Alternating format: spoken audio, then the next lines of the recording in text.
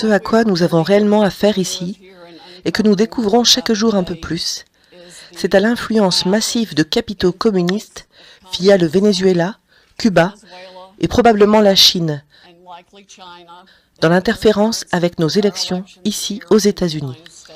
Les systèmes de vote Dominion, le logiciel technologique Smartmatic et le logiciel qui est utilisé dans d'autres systèmes de vote informatisés, ici aussi, et pas seulement Dominion, ont été créés au Venezuela sous la direction d'Hugo Chavez pour s'assurer qu'ils ne perdent jamais une élection après qu'un référendum constitutionnel ait été organisé d'une manière qui ne lui convenait pas. Nous avons un témoin très fort qui nous a expliqué comment tout cela fonctionne. Ces déclarations sous serment sont jointes aux plaidoiries de Linwood et au procès qu'il a intenté en Géorgie. Il s'agit d'une déclaration sous serment très détaillée, car il était avec Hugo Chavez lorsqu'il a été informé de son fonctionnement. Il était avec Hugo Chavez quand il l'a vu opérer pour s'assurer que l'élection se déroule à sa façon, ce qui était le but précis de la création de ce logiciel. Il l'a vu fonctionner, et dès qu'il a vu les multiples États fermer le vote le soir de l'élection, il savait que la même chose se passait ici que ce qui s'était passé. Maintenant, le logiciel lui-même a été créé avec tant de variables et tant de portes dérobées qui peuvent être connectées à l'Internet ou à une clé USB qui s'y trouve ou autre. Mais l'un de ses traits les plus caractéristiques est sa capacité à inverser les votes. Il peut définir et exécuter un algorithme qui a probablement été utilisé dans tout le pays pour recueillir un certain pourcentage de voix du président Trump et les retourner au président Biden. Ce que nous n'aurions peut-être jamais découvert si les votes pour le président Trump n'avaient pas été si écrasants dans un si grand nombre de ces États, que cela a brisé l'algorithme qui avait été inséré dans le système. Et c'est ce qui les a obligés à fermer dans les États dans lesquels ils ont fermé. C'est alors qu'ils sont entrés par la porte arrière, ou porte dérobée, avec tous les bulletins de vote par correspondance, dont beaucoup avaient été fabriqués sur du support papier, avec des points de cercle parfaits, identiques pour M. Biden. D'autres ont été mis en place par lot. Ils sont toujours mis dans un certain nombre de lots, et les gens relançaient le même lot. Cela correspond à nos preuves statistiques, qui montrent des pics incroyables dans le décompte des votes à certains moments. Et cela correspond au témoignage de nombreuses personnes qui se sont présentées et ont dit avoir vu les bulletins de vote arriver par la porte arrière à ce moment-là. Notamment, les cadres de Dominion sont introuvables actuellement. Ils déplacent maintenant leurs bureaux du jour au lendemain dans différents endroits. Leur bureau à Toronto était partagé avec l'une des entités de Soros. L'un des chefs de file du projet Dominion dans son ensemble est Lord Malloch Brown, numéro 2 de M. Soros au Royaume-Uni, et une partie de son organisation. Il existe des liens entre la direction de Dominion et la Fondation Clinton et d'autres hommes politiques connus dans ce pays. Pour vous donner une brève description de la façon dont cela a fonctionné, je vais citer un extrait d'une lettre qui a été écrite, et je vais la lire pour m'assurer que les citations sont exactes. Cette personne s'opposait à l'acquisition par Smartmatic, une société étrangère, des systèmes de vote Sequoia aux États-Unis. Je pense que cette transaction soulève exactement le genre de problème de propriété étrangère que le CFIUS est le mieux placé pour examiner aux fins de la sécurité nationale. Il est incontestable que Smartmatic est une société étrangère et qu'elle a acquis Sequoia. Il ne cesse de changer les noms au fur et à mesure qu'un problème survient. Il crée simplement une autre société et l'appelle par un nom différent. Mais il s'agissait de sociétés de machines à voter qui faisaient des affaires aux États-Unis. Les machines de vote Sequoia ont été utilisées pour enregistrer plus de 125 millions de votes lors de l'élection présidentielle en 2004 aux États-Unis. Smartmatic reconnaît maintenant qu'Antonio Mujica, un homme d'affaires vénézuélien, a un intérêt de contrôle dans Smartmatic, mais la compagnie n'a pas révélé qui sont tous les autres propriétaires de Smartmatic. Selon la presse, les propriétaires de Smartmatic sont cachés par un réseau d'entités privées offshore Et c'est bien vrai. Smartmatic a été associé par la presse au gouvernement vénézuélien dirigé par Hugo Chavez, qui est ouvertement hostile aux États-Unis. Et bien sûr, comme nous le savons tous, communiste et brutalisant vraiment son propre peuple. Le système y a été maintenu par M. Maduro et a assuré son élection. Le lien possible de Smartmatic avec le gouvernement vénézuélien pose un problème potentiel de sécurité nationale dans le contexte de son acquisition de Sequoia, car les machines de vote électroniques sont susceptibles d'être trafiquées et les initiés sont les mieux placés pour s'y livrer. Cette lettre exprime l'inquiétude que suscitent les élections primaires de 2006 à Chicago. Les produits et services qui sont d'origine vénézuélienne et évaluent la propriété de Smartmatic afin de déterminer qui pourrait avoir une influence et un contrôle sur ces produits et services et d'autres produits et services de Sequoia sont importants pour la sécurité nationale des États-Unis. Cette lettre a été écrite à Henry M. Paulson Jr. le 6 octobre 2006 par la congressiste Caroline B. Maloney. Les sénatrices Amy Klobuchar et Elizabeth Warren ont soulevé ces préoccupations pas plus tard qu'en décembre 2019. La raison pour laquelle notre gouvernement ne les a pas prises au sérieux dépasse mon entendement, à moins que certaines des agences à 3 lettres ne les aient utilisées elles-mêmes dans d'autres parties du monde. Nous savons que la technologie a été exportée pour influencer une élection en Argentine. C'est ce qu'admet notre ami qui a écrit la déclaration sous serment sur Hugo Chavez et son intérêt pour Smartmatic. Toujours en 2006, Caroline Maloney a écrit « The Honorable John Snow », le secrétaire du Trésor, sur ces problèmes, en parlant du leadership de Smartmatic.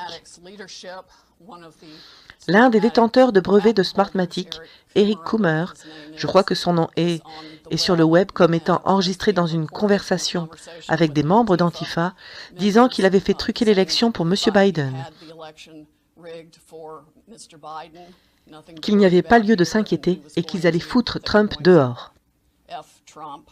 Ces médias sociaux sont remplis de haine pour le président et pour les États-Unis d'Amérique dans leur ensemble, comme le sont les comptes rendus de médias sociaux de beaucoup d'autres personnes de Smartmatic. Ce système a été largement utilisé. Dominion lui-même est utilisé dans 2000 juridictions de 30 États.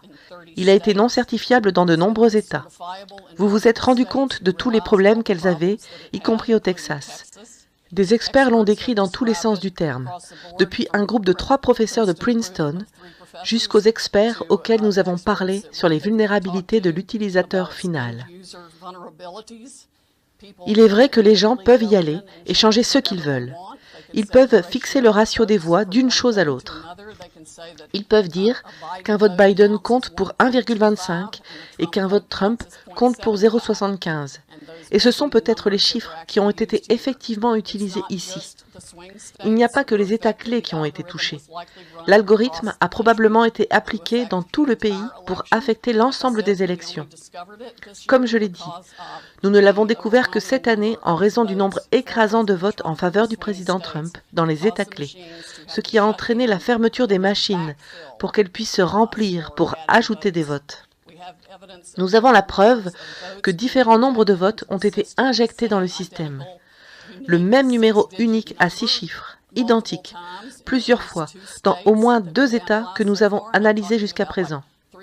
Et je parle de 341 542 voix pour Biden et de 100 012 voix pour Trump. Il n'y a aucune explication logique pour que les mêmes chiffres soient injectés à 20 minutes d'intervalle dans la machine.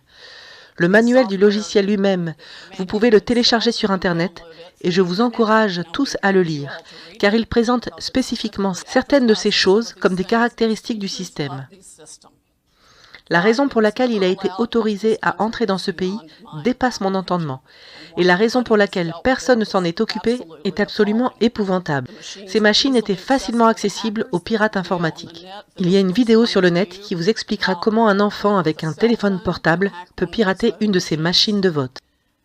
Il n'y a aucune surveillance de Dominion ou de son logiciel. Les travailleurs de chaque comté étaient formés par Dominion, mais il n'y a pas de preuve d'une surveillance particulière. Nous avons des témoignages de différents travailleurs admettant qu'ils ont été formés sur la manière de disposer des votes de Trump et de les ajouter aux votes de Biden. Le logiciel dispose d'une fonction qui vous permet de glisser et de déposer un nombre quelconque de lots de votes vers le candidat de votre choix, ou tout simplement de les supprimer. Nous avons donc la preuve mathématique que dans un certain nombre d'États, d'importantes quantités de votes pour Trump ont été détruites, juste simplement mises à la poubelle, comme vous le feriez sur votre ordinateur avec n'importe quel fichier, et les votes de Biden étant injectés. C'est un rajout au renversement. Je veux dire, cela se passe vraiment de deux façons. Il y a un algorithme qui fonctionne et qui retourne automatiquement tous les votes, et ensuite, chaque opérateur a la possibilité de changer les paramètres. Ils peuvent ignorer une signature, ils peuvent ignorer la ligne supérieure du bulletin de vote. Ils peuvent aller au bas du bulletin de vote et choisir la personne pour laquelle ils veulent modifier le résultat. Le monsieur qui a fondé Smartmatic, il y a une vidéo de lui sur Internet dans laquelle il explique que oui, qu'au moins une fois, il admet qu'ils ont changé 1 million de votes sans aucun problème. De nombreuses juridictions qui ont eu ce problème n'étaient peut-être pas au courant des conséquences, mais beaucoup l'étaient. Et je pense qu'une enquête pénale de grande envergure doit être immédiatement initiée par le ministère de la Justice et par les équivalents de chaque État. Le bureau du procureur général ou l'unité d'enquête de l'État, parce il existe des preuves que différents avantages ont été accordés aux personnes qui avaient dépensé 100 millions de dollars d'argent du contribuable à la dernière minute pour que leur État puisse acquérir et mettre en place les systèmes de vote Dominion à temps pour ces élections de différentes manières. Un avocat m'a confié qu'une personne avait pris, je cite, une assurance électorale. Autrement dit, qu'il serait en mesure de s'assurer de son élection. Je suis sûr qu'ils ont expliqué cette possibilité en détail à toutes les personnes qui ont exprimé leur intérêt pour la mise en place de ce système de vote. Le Texas a refusé la certification du système Dominion en 2019, mais il y a sans doute des problèmes avec le logiciel que le Texas a utilisé, à son insu j'imagine, depuis qu'ils avaient minutieusement examiné et rejeté les systèmes de Dominion, mais d'autres logiciels. Le code source qui effectue les modifications est intégré, on nous l'a dit, dans le code source de toutes les machines à voter de tout le pays.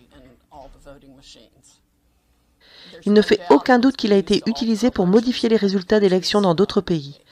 Nous savons précisément que le Venezuela l'a exporté à cette fin vers l'Argentine et vers d'autres sociétés latino-américaines pour s'assurer que les dirigeants corrompus qui étaient prêts à payer le prix le plus élevé pour être en fonction soient autorisés à truquer leur élection. C'est stupéfiant, déchirant, exaspérant.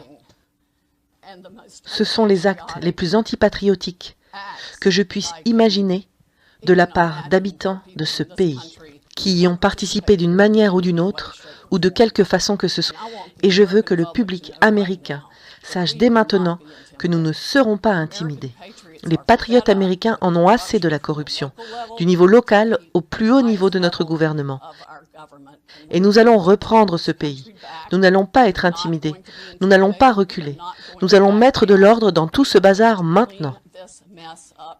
Le président Trump a remporté une victoire écrasante. Nous allons le prouver. Et nous allons reconquérir les États-Unis d'Amérique pour les personnes qui ont voté pour la liberté.